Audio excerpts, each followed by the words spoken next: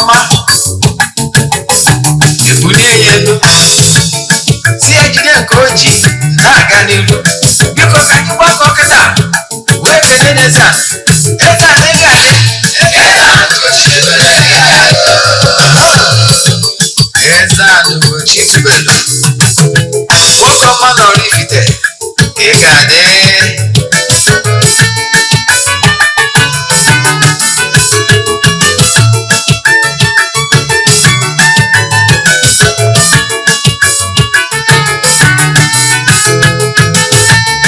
ọdịnala bụ eziokwu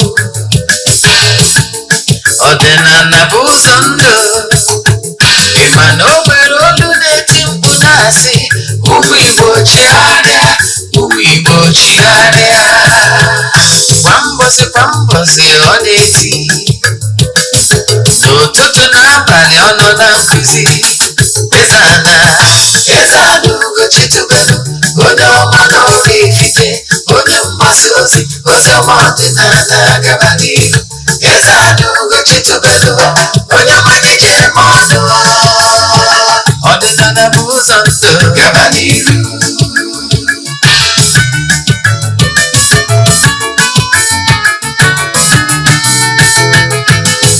Eze-Ana ugochitubelu onye ọma na oraifite onye mgbasa ozi ọma ọdịnala gaba n'ihu Eze-Ana ugochitubelu onye magije eme ọnụ ọdịnala bụ ụzọ ndụ gaba n'ihu Eze-Ana ga-adị ugochitubelu ga-adị ugochitubelu temple ọ ya adị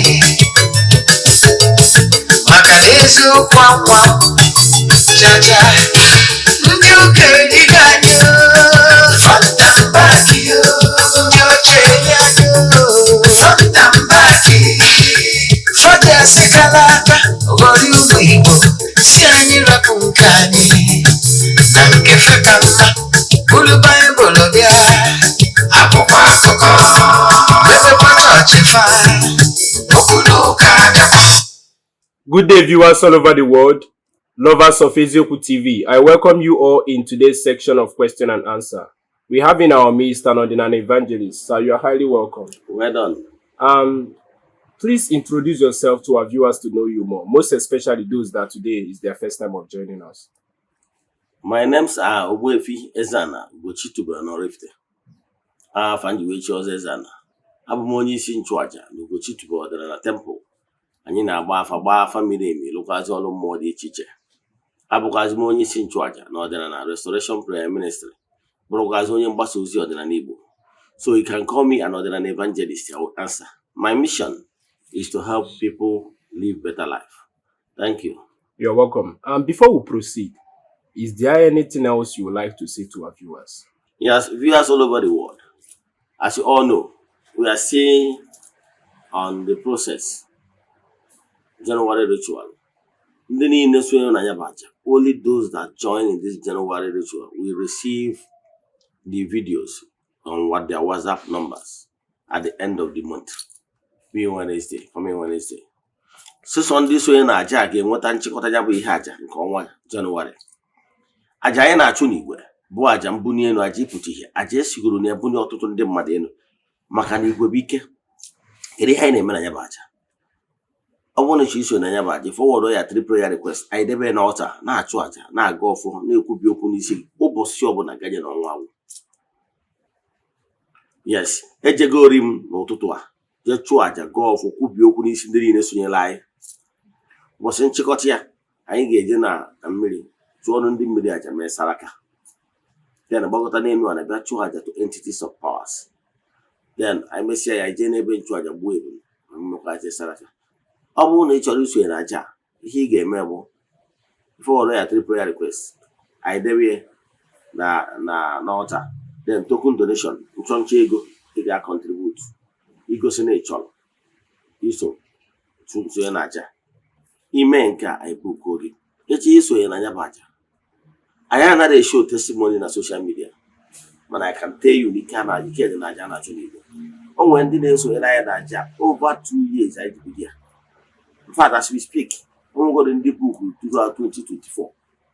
in order not to miss even a single month.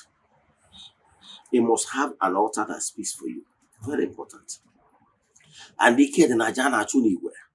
So you choose in a chat on WhatsApp 0813 8243 871.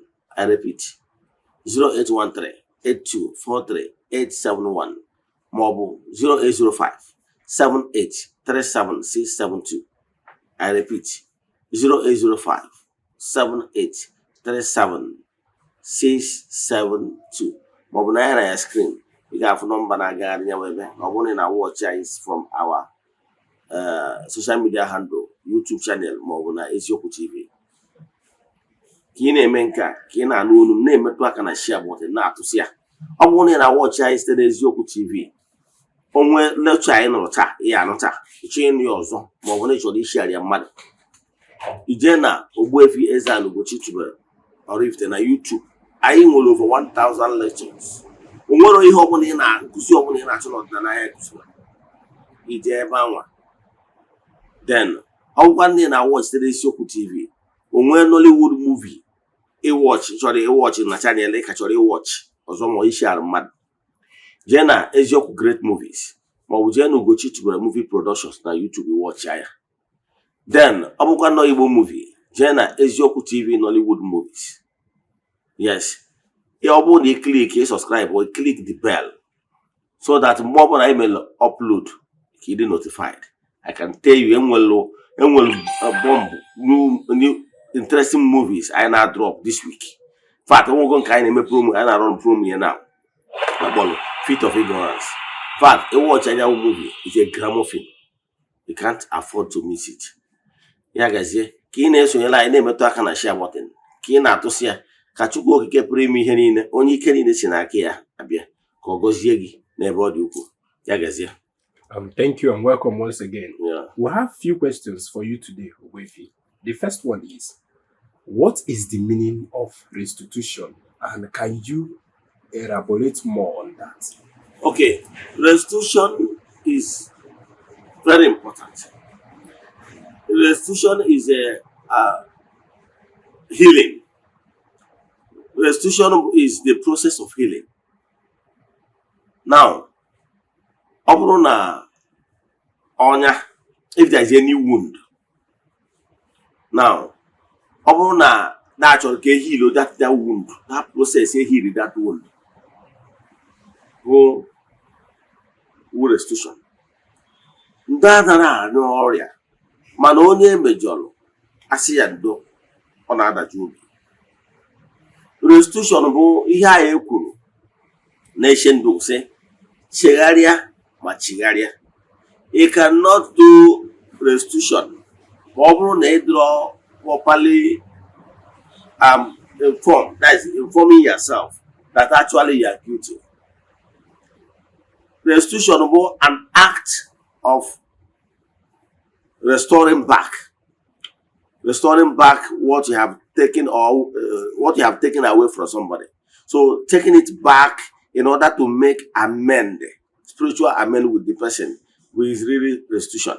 And I can tell you, it's very important that you make sure that you are not owing anybody spiritual wise, because whenever you wrong anybody or taking away what belongs to the person forcefully, nature demands that you make amend.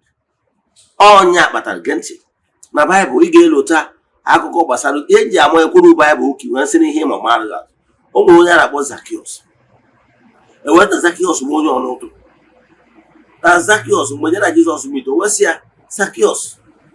Yes, na m fụrụ n'ihi na longo for something good. Mana ihe na-agaghị ime bụ ịkwụghachi mee restitution to ndị niile imere ihe ọjọọ nara oke ha n'ike. Ekwu aka. Zacchaeus bụkwara nkwa na ya ga-egbochiga ndị niile ka ha rabụ ndị niile ọ na-arụ ihe ha n'ike. That is forgive, because mgbe iwochigharị ya ndị niile ahụ ejiri obi ha sị gị I have forgiven you. Ekpere I can tell you not very important. Echefukwana na Bible kwụsị chigharịa ma chigharịa. So ichigharịa first of all ịdịgo convince na imere ihe adọrọ mma. when you now restore. Very important. In fact, without restitution, mother and at peace with the creator or with fellow man. Let me give you another example. When you prodigal son, you know the story. All the way that one please forgive me. Ọ bụrụ na o nwere ihe ọ ga-enyechi ya azụ, ọ ga-enyechi ya, mana obi tiwara etiwa na obi gwepịa nwa o ji wee bịa ka ndị ya ji wee kpọọ oriri si na nwa m nke furu efu anataghị. Amụọ m ihe na-agabiga, mana mgbe ọ bụla ị ga-eme restitution aka nte na a ga-enwe ọṅụ n'isi gị. Ya ga-eje. Thank you so much. The second question is, pride goes before fall. What is your take on that? Yes, ndị Igbo na-atụ n'isi na ngala buru ụzọ ọ dị n'esie. Nke bụ eziokwu bụ na why you should avoid pride. Pride will deprive you so many things. Ndị Igbo na nwere ilu ọzọ a na-atụ sị na eze onye agwara m na-ebu osi n'ọgọdọ apụkwa ụmụnne ya. Maka na mgbe ọ bụla agwara osisi agwanya ya na ya amarachago, I know it all. That is pride. And mgbe ọ bụla o meziri etu asịsị agwa na asị ka a ghara egwu ya, ọkwa egwu ọya ekwe. I wee sị na ndị na-etu a na-afịa na ahụ ha. Oyo onye winu mean. Ya mean simple means na eze onye agwara m na ọ dịgoro wrong na nwere onye ya agwa ya maka na o chiri eze onye agwara m, and no ga-ebuzi that error pụta na public ebe ihe dị ya na wee mee. Ị na-ege ntị.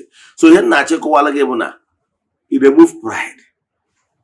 Humility pays. Maka na ọ bụrụ na ịdị humble enough with pride, people can actually give you some information ga-enyere gị aka. Ihe ọ ga-emekwa gị dị approachable. Mana inwe ngala, ndị mmadụ ga-anọ na-echekwazi ọdịda gị. So ihe na-achịkọwawo pride should be removed. Ọ bụrụ character eji ama onye dị humble and willing to learn. Echefukwana na anyị nọ n'ụwa bụ ahịa. We are here to learn. And we mature only by experiencing. And once you are overprouding yourself, feel pride every time. Now, you will not be able to learn. You cannot learn by experiencing. Therefore, you will not mature. So remove anything pride from you so that you will not fall. Thank you. The third question is, kedu ihe bụ ilu? They call it adage, and why is it mostly used by elders? Thank you. Ndị Igbo na-asị na inu bụ mmanụ Igbo ji eri okwu. Ọnya ka eji asị na atụọla ọmala, atụọla ofeke ofe isi n'ọfịa.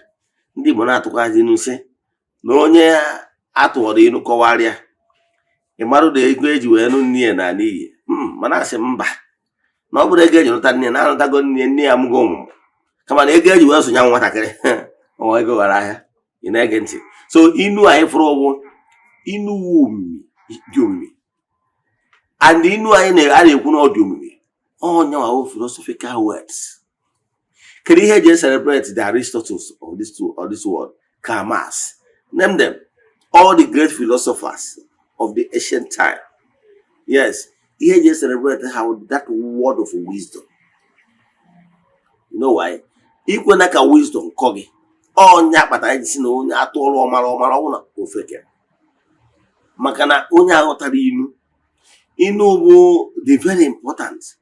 Oh, nyapata na ajụrụ the wisest man on earth. You remember the wisest man on earth? In Solomon. Remember the wisest man on earth. Ajụrụ ya, ya yọọ Chineke ihe dị ya mma. Gịnị ka ọ yọrọ? For your wisdom. Maka na ọ wisdom will propelling force that will make everything or every other thing to manifest. Without wisdom, you will not be knowledgeable. You will not have vision. So if you are asked to ask anything, please ask for wisdom. Because it's wisdom that will help you to achieve greatness in whatever you are doing.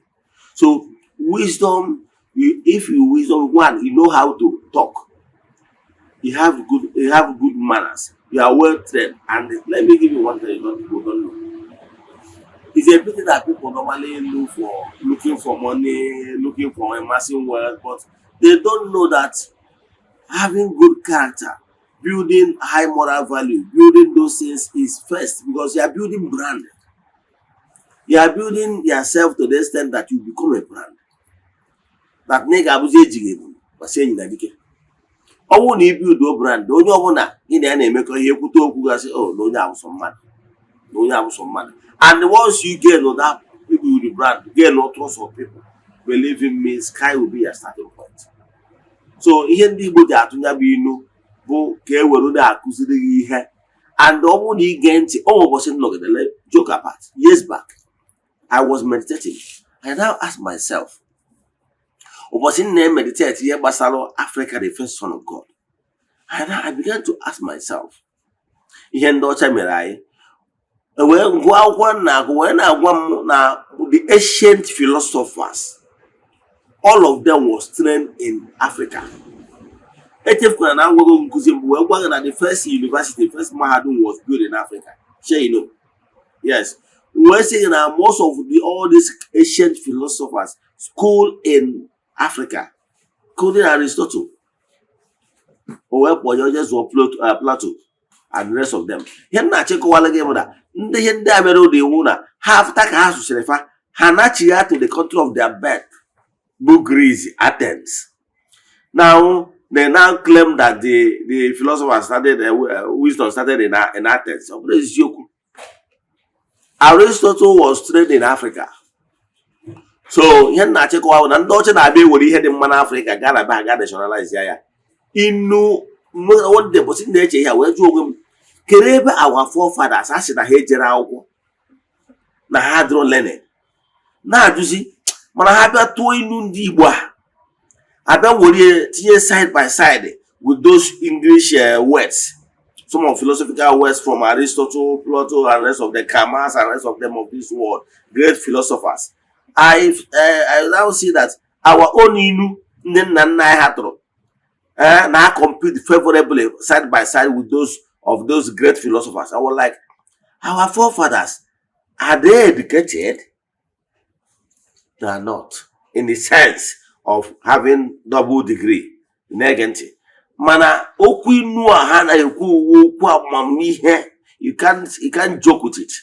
So I now agree that our forefathers are learned. Yes, they might not have double PhD and rest of them, but I can tell you they are learned. They have wisdom. So seek wisdom first. I can tell you, if you seek wisdom, you apply wisdom in whatever you are doing, you will be great in life. Thank you. Thank you so much, sir. Yeah. The fourth question is, what is Ebamong Masquerade Festival? Yes, Ebamong bụ Masquerade Festival a na-eme na Igbo gbaa gburugburu. Yes, like ọ bụ na be anyị enwere, I belong to so many masquerade groups. Yes, I belong to many masquerade groups. In fact, o nwere mmọnwụ a na-akpọ odogwu omenala. Ị ga na-anụkwa egwu m ụfọdụ odogwu omenala dịkwa egwu odogwu omenala. Yeah, one of the old masquerade. Ọ bụ na n'ebe onye ihe ịgba mmọnwụ na like ị ga na-anọkọta na-anụ odogwu omenala. That is odogwu omenala bụ mmọnwụ a masquerade. Ama m na my late father so gbadi egwu. Ghọtara ya? So nwere onye ndị mmadụ gbara dị egwu mgbe anyị dị n'ụmụazị. Ha na-eti ya na dị ịgba dị very sweet, and they see the masquerade ọ na-agba egwu ncha. He dances very well. So odogwu omenala na-abịa dị popular during that time, and akwụde change and rest of them. So odogwu omenala anwa mgbe fada emere ọtọ n'ọwa ebegide dark era ka mkpọrọ ya na be anyị ebupụta so many masquerade mgbe ahụ mụọ ya ọkụ. By that ọtọ nọ ndị ụka one of fada for Catholic church men na be anyị ọtụtụ ndị tikwara aka na ya nọ na nsogbu na. So mgbe ahụ ka emebiri that odogwu omenala. But I can tell you, I think a year, about last year or last 2 years, come on, and the buy our village people that masquerade back and all the instruments. So odogwu omenala na function like the other time made event. So here na check one na masquerade bụ ihe eji enwe aṅụrị. Onwere obodo ọdụrụ all over the world. A friend of mine sendere m nke ndị Hungary that for their masquerade festival ha na-eme. Enwere ụdị dị iche iche. Yeah, to have fun. You understand? So mana ndị be anyị ndị ụka bịara wee rie ndị be anyị ihe niile ndị be anyị ji enwe aṅụrị abolish ya, demonize ya. Do you remember olden days a na-enwe village square? Village square a na-enwe young maiden asị na-agba mmọnwụ ilo, ndị mmadụ abịa gbee nwere ụbọchị anyị ga-abịa sị na ụbọchị ahụ ụbọchị eji agba mmọnwụ ilo, like be anyị na-akpọ ya afịa ọlụ, ụbọchị eji agba mmọnwụ ilo. Ụbọchị ahụ luo ọ bụrụ na be anyị kịta ihe a na-eme wụ na village isi ọwụ na nwere ụbọchị ahụ na ụbọchị a ka ndị village a na-agba ha gbacha ndị village nke agba emekọtazi achịkọtazie ya ụbọchị afịa ọlụ. So ụbọchị eji agba mmọnwụ agba ụbọchị ndị mmadụ si apụta nwa aṅụrị n'obodo, mmọnwụ agba entertain ndị mmadụ emesizie enwe ike nwa ụbọchị anyị apụtazi ọ bụrụ ụbọchị ndị young maidens ga-agbakwa egwu na village square. Young men ndị torogoro oge ịnụ nwaanyị ga-esi taa wee select their life partners. So ụmụ ihe niile abụ ihe a na-eme mgbe gboo eji enwe aṅụrị oge elu ezidi n'ụkwụ ụkwa, mana ndị ụka bịara wee kpọọ ndị mmụọ ihe niile ihe ndị be anyị ji dị ebube. I can tell you na all these festivals bụ ihe ndị be anyị ji wee dị ebube. Thank you so much. Let's throw more light in this Igba Mmọnwụ. First, is Igba Mmọnwụ a tradition? Then is it a bad tradition? Igba Mmọnwụ, like I said, abụrụ a bad tradition. Elota bụ mgbe ahụ ndị All Hallows Seminary mesialụ mgbe ahụ achie ha na-eme na na-eme culturation asị na ha tie ma kwunechi enyi. So ịgba mmọnwụ abụrụ a bad thing maka na o nwere evil dị na masquerade festival. Only that na-enwere mgbe emesiziela ọtụtụ ndị mmadụ tibezie ịma aka. Nke a dụrụ mma bụ mgbe a na-eme ka ịma aka, anaghị eme aka na-akụ ọgwụ. Nke a bụzi the bad side of ndị mmadụ. Ịma na ihe ọbụla nwere good nwere bad. Ọ na-abụ etinyezie mmemme dị mma emekata ụfọdụ ndị mmadụ unnecessary competition abata n'ime ejete gwọtabazie ajọ ọgwụ ka ọ ga-abụ asị na mmọnwụ ya na ụwa ọkaibe. Ọ nke ahụ dị human excesses. O nwere ihe ọbụla a na-eme n'ụwa enwere human excesses. Na-ege ntị? Yes, ebe a ka ya human excesses. O nwezio ndị ji ya na-eme ihe ọjọọ iweruzie ịgba mmọnwụ wee na-emegide mmadụ ibe gị, ebe a ka ọ dị njọ. Mana ọ bụrụ ha na ịgba mmọnwụ nke mma eso m na mmọnwụ. Yes, na oraifite nwere ka ịkọwa okwu ndị nọ na mmọnwụ ma mmọnwụ ihe agụ ya Ogbuefi Eze-Ana ugochitubelu. Na-ege ntị? Eso na formation of some of them. Mana ihe na-achịkọwara gị na ịgba mmọnwụ bụ ihe eji enwe aṅụrị. Ewetara m mgbe anyị dịrị ụmụazị anyị ya na-agụ mmọnwụ na anyị fụrụ bido na be anyị wee gudo wee ruo ebe a na-akpọ Obomagwọ, ebe ụlọ ka dị square ebe ọ na-adịnye ọ na-esukọ na ya. So ọ ihe eji enwe aṅụrị, ọ fun something. So nwere anything evil dị na ya. Ghọtara ya? Ọ ihe eji enwe obi aṅụrị. Manazi ọ nwezie ndị nke ga-etizie nke ha na-ewe bring the charm imegide mmadụ. Ya nke ahụ nke adịrọ mma. Daalụ. Thank you so much. Sir, can you in your clan or rift as a whole, can you just tell us like some mmanwụ you know and the highest grade of mmanwụ in your clan? Okay, mmanwụ nwere so many grades. Enwere nke a na-akpọ ọpịakampara. Ọpịakampara are those small masquerade na-achụkarị ndị mmadụ ụmụazị na village abata Christmas ụmụ obere mmọnwụ ndị ahụ all for fun. Enwekwa another class a na-akpọ Otube fọlụkwa na mmọnwụ eji enwe obi aṅụrị.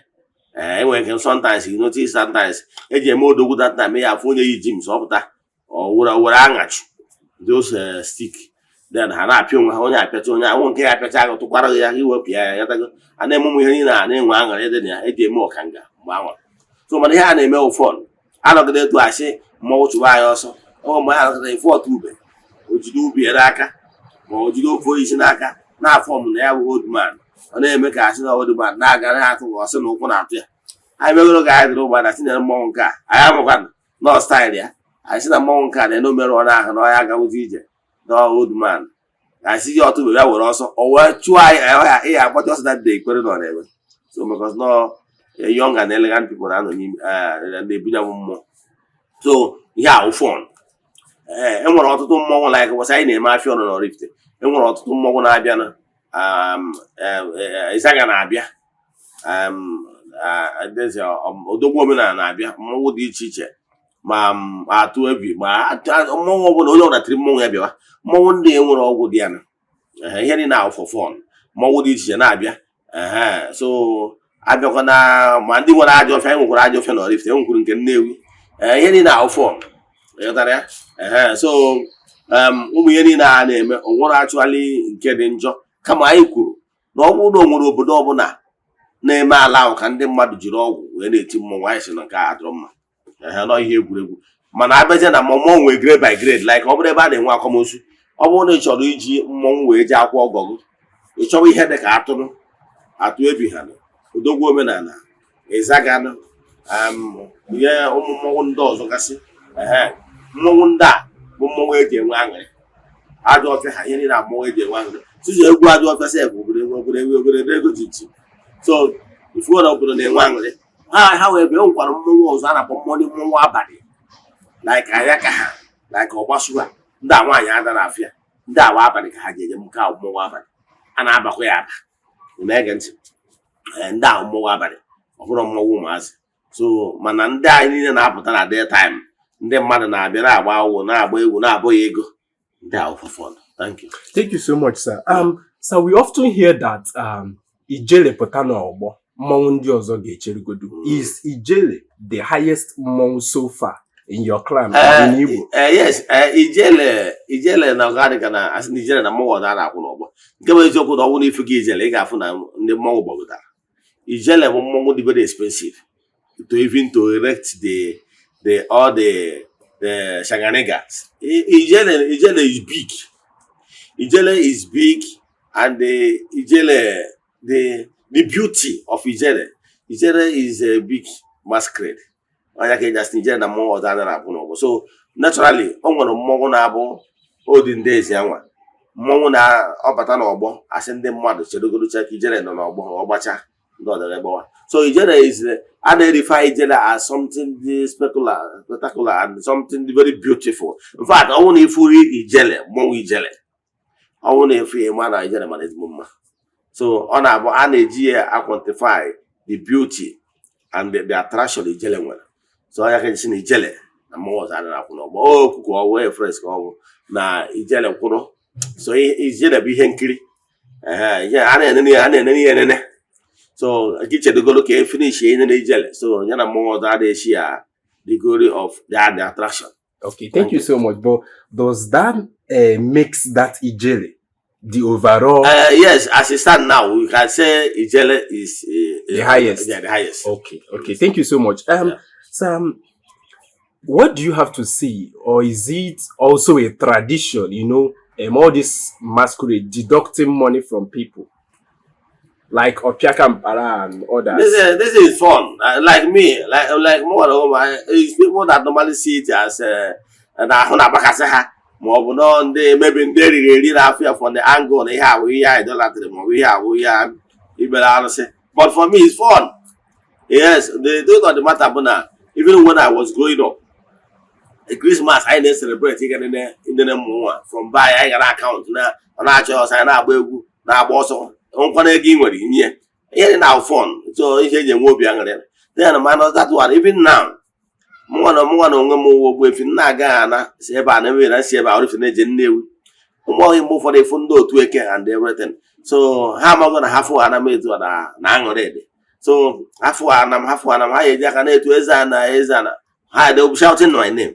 So sometimes I went down, I start sharing the money. Here in our automotor in agency. So here in our phone, if I say that's a starting money anyway, I always spend the 20 money to welfare. Nothing like distortion. Okay, the money you are giving to them is to appreciate the tradition, what they are doing. Yes. Okay. But if you feel like, but the man na bakasia maybe no nya awoka. But I want traditionalists is a kind of celebration. Okay, thank you so much, sir. Yeah. You know, a lot of people are actually saying that, how will I put it, that this monk called Adamma, no one in it here. What do you have to say about that? Yes, Adamma is representing feminine mass. And when I had a team, they tend to know rate our monk. No can I want more no one limit you could have a son monk. But the Nachi why I had a boom monk. But they are all okay boom monk. So kama na ọbịa the dress is here na ụdị ada mma and onye ya ebi ya onye ma agba egwu ọfụma ọ gara agba egwu ọ na-eme ka nwaanyị just replicating the feminine gender doesn't like a woman to no but nwoke na-ebu mmọnwụ so forget is there the costume we put on. Thank you. Okay, thank you so much, sir. Yeah. The sixth question is, do you think one will succeed if he or she deviates from his or her calling? Yeah, nke bụ eziokwu bụ na ekwuola m akwụkwọ ya ọzọ.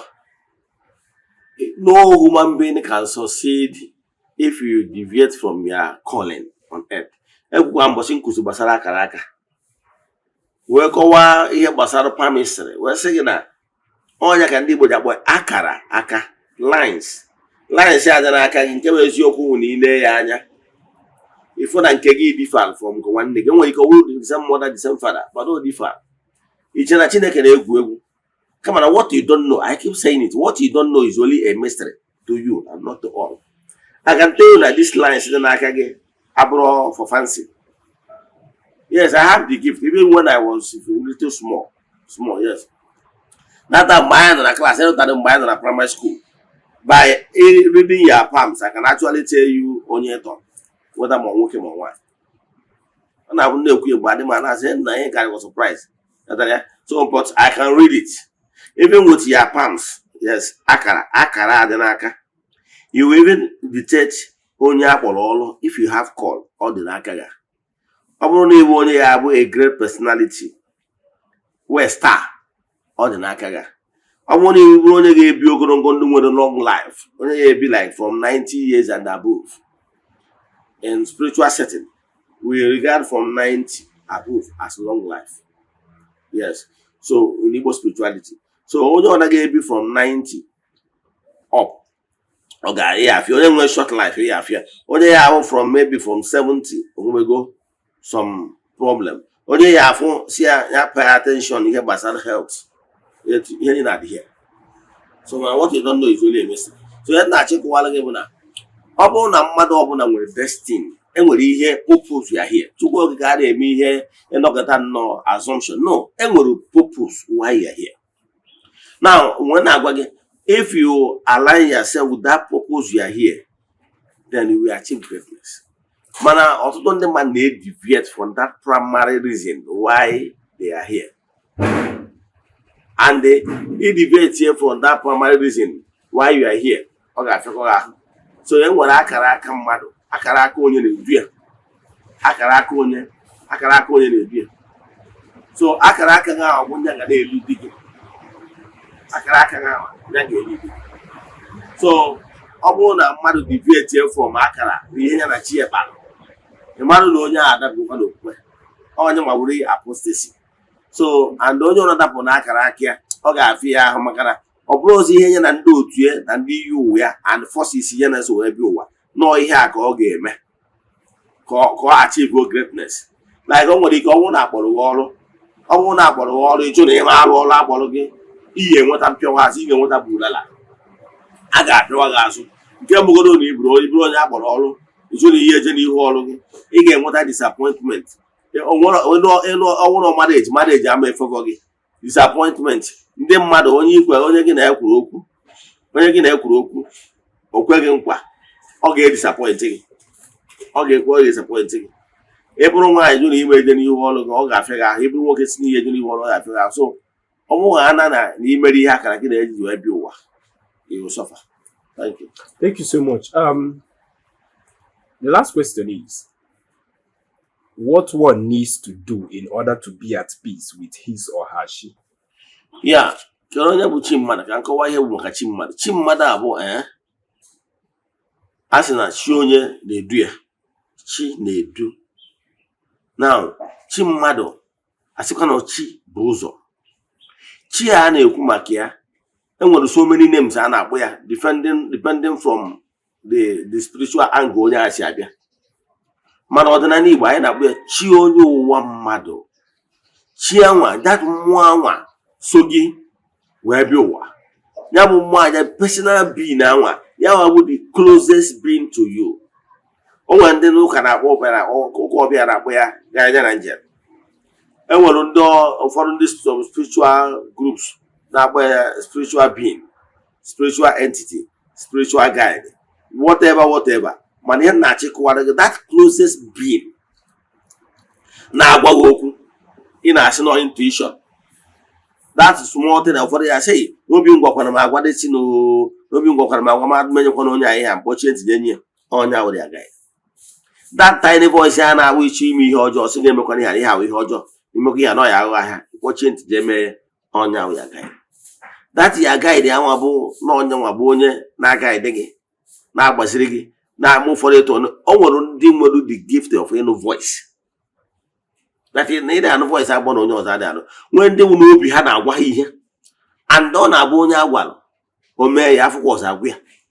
So that every human being nwere guiding angel uche onye ụwa. Mana that ya spiritual guiding angel a nwere ike ọ bụrụ na gị nwere onwe gị wuo onye kpọchiri ntị gị mee ka ya ti ya guide ahụ ọ na-ekwuzi okwu ịma anụ then ịmara na ọ gị nwere onwe gị na ọ hapụ gị ọgbakọdo gị azụ ihe nọzi ọdụ ya ka igbu onye nwụrụ anwụ na-aga ije. Yes, ọ ya ịrụta na ọkwachi ike ọkpara kwurie na enwere ndị nwụrụ anwụ na-aga ije erika ndị nwụrụ anwụ na-aga ije. So e nwere ndị spiritually bụ na that inner spirit is no longer working but the person is still living in the land of the living. So if the person is still living but the spiritual him or her is no longer living or not connected with that spiritual being, the man onye anwa is just walking about, mana the real person is no longer functioning. So kedu ihe anyị na-ekwu maka ya? Mmadụ na-ediri chi onye owu ya, that spiritual force that propels you, that spiritual force that coordinates other entities, other forces with you, and onye nwa bụ chi onye ụwa. Whether mekwara ya chi onye ụwa mana onye ọbụla n'ụwa nwere ya. Yes, ọ bụrụ na ị nwerozie ma na lose go sanity. Chi onye ụwa ha nwa ya ndị ịdara ebezi obe ịmara na ihe ọpụtara na ị ga na-ebizi ndụ etu sọrọ mana onye nwa bụ the regulator kwesịrị ịda asịghị nwa m ime na nke ime na nke. Mana whenever you bido subdue bie ụfọdụ nwere ike ikpe conscience mgbe anyị bido subdue bie ọ na-agwazi gị okwu ide ege ntị onwe mgbe ọ ya erugidozi ọkwụsị ịgwa gị ọmanụ mgbe arụ ọnọ nkoma. So kedu ihe na-ekwu maka ya? Chi onye ụwa mmadụ you must do everything within your powers ka ịfụ na gị na chi gị na-anọ in good harmony. Gị na chi nọrọ anaghị in good harmony ihe ga-agaziri gị. Ndị Igbo na-atụnụ sị na ọ bụrụ na chi onye adịghị n'izu n'isi na-achị ya awa ime ihe omere ya chi is the last man standing. O wee sị na ọ bụrụ na chi ga-asaịnụrụ ya ndị nwere anyị na-anọ okwu a ndị nwere chi ma ekwekwana. Yes, ọ bụrụ na agbachi izu ọnwụ na anyị agba na ndụ gị n'isi gị ọ bụrụ na chi ga-asịrọ so be it sign it will never happen. Onye ka chi gị ji wee dị mkpara gị na ya adị na mma ekwu okwechi no this is my son whom I'm well pleased nothing of such na ụdị ihe za ama eme okwechiri ọma eme. Chi gị ga-asa nriri nwa m ngwa katụ na obere afọ na nwa adịkwa anyị ihe n'ojiro ntị ata afọ ifuru okwu asị ekwuru na Baịbụl na-asịrị ka eje nwa Job wee sị na olu nwa wee si je nwa ya masị emetụkwara mkpụrụ obi aka. So you must take permission before ihe ọbụla mpịawa azụ ọbụla a na-epịawa gị chi gị must endorse it. O nwere ike maka na ịdị adụ ihe chi ga-asị nwa ma ọ iwe na ntị ọnwa bụrụla ụlọ ya ebulala ya na ọnwụrọ ntị ị na-ege ntị ebulala ahụ were onye bata nwe some parents ya bụ nwa ha mee ihe ọjọọ sọ pịa ya na ọ da n'ihe na ekwetago n'ike ha nwụrụ ya. Ifu na onye na-apịata ntịrị anwa o wee mụrụ ahụ ya enwe maka na ọ ma na nwa onye ya ajụ ese na onye a kwesịrị ịjụ ese si megide si gaba n'iru. So etu a ka ọ dị gị na chi onye ụwa gị dị na mma ọfụta dị iwu nwatakịrị na-erube isi niile eme ọfụma ọ ga-ekwechi si na ọma eme nye ma bụ the last man standing. So ọ dị very important na gị na chi gị nọ in alliance. Ihe ọ bụla ị na-eme ịgwa chi gị n'ihi na apụ chi ma apụ ọkwara m na ọ ka nje eme gudo nke a ka ọ dịrị m mma mee nke a na nwere onye mụ na enwere appointment na ọ sị m bịa taa ka ya emere m nke a ti mkpe ọ ya bụ nje ndị ọnwa na ngwara ya ka o kwe ịgodoro chi gị n'ihe chi na chi adị mma. So chi mmadụ wụ the back bone. Thank you. Thank you so much. Yeah. Viewers all over the world, we have come to an end on today's edition of Question and Answer. If you have any question based on today's teaching, kindly drop it on the comment section or DM Ogbuefi, Eze-Ana, and ugochitubelu with the WhatsApp number showing on your screen right now. Ogbuefi, thank you so much. Thank you so much. Thanks for coming. Before we go, any advice for our viewers? Viewers all over the world, as you are watching my video, my lecture, but you can share about it. And Magwazi of this in the first of the temple, children of the temple, and this in the name of Sonia Luna Jank, I naturally on one. As no Maka Melon. As I'm Nakakaya Mono, Jayamon, Legion Wadi member. As a moy as you enjoy a monjamo way. At more than I told no yada. As a more Unugajo, Unugana was over. You all know Nalo, Unujamotego, Nego Garaberon, non Uego Cado. As a moon body who nebute moon a bonus, unebutema, unebona canny, unebutem, unebona cable, unebutema. As the more your imaginary yadana, not in Ayapuru, no make what I have.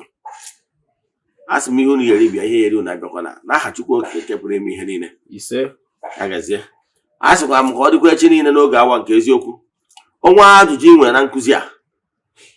Mogoni Chokabala family, send the message in our WhatsApp 0813. 8243-871 mobile 0805 7837-672.